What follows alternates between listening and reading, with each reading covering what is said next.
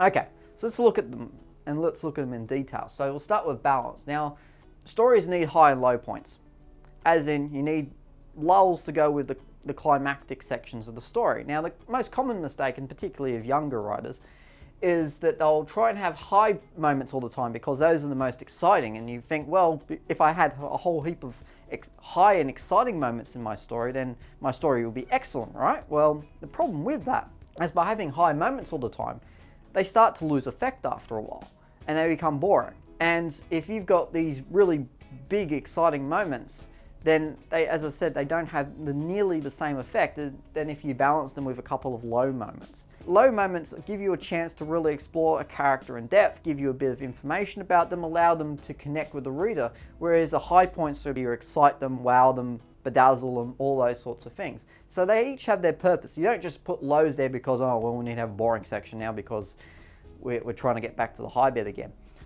The low bits allow you to actually go a little bit further into the characters and allow them to establish some sort of connection, some sort of honesty, some sort of truth to what you're trying to write. And it must balance these sorts of things. It must balance your mood, as in, for instance, and particularly if you're going to write a dark sort of story, and one that's really grotesque or violent or any of those sorts of things, you need to balance it out with something. Really depressing stories and really dark stories need to have some sort of humor or balance. You can't keep going sad all the time because people will, first of all, get sick of reading it, and certainly people don't want to read miserable stories the whole day.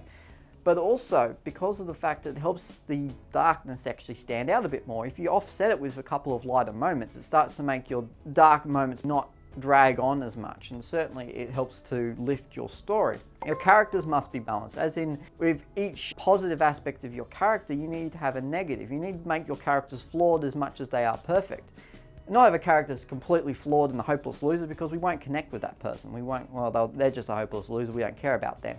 Nor will we connect with someone who's perfect. If they are the perfect person who lives in a perfect world, then there's no interest in there. So you need to balance that out a bit. Shock and humor. And this sort of goes with that dark thing as well, is if you're trying to shock people and you're trying to really gross them out or something else like that, you need to have some sort of balance to that. And the same with humor. If you're trying to make a joke every 5 seconds, you need to balance that out a bit too. As in, your jokes start to wear off after a while. And even with the great comedians, they'll set it up. They'll have structure to their comedy. They won't try and make people laugh every second. As in, they'll set up the joke and then they'll have the punchline at the end. And it's the same thing here. Dialogue, as in, particularly, and I know I've read a lot of stories like this, where you have entire conversations written down in prose form. Try and balance it out. Have some description in there. Have a little bit about the characters. Don't just tell the entire story through dialogue, but try and inject it from time to time to sort of break up a bit. And description, not too much and not too little. Again, these are the sorts of balances that you have to work on, and certainly a lot of these are essentially not too much and not too little sort of situations, and it's about finding the right balance. And essentially the best way to test whether or not you've got the right balance is if you start to nod off reading and writing your own work. As in, when things start to get boring, and this will get boring for the reader too, if it bores you as a writer, it will bore the reader. You need to balance it so that it continues to be interesting and fresh and engaging.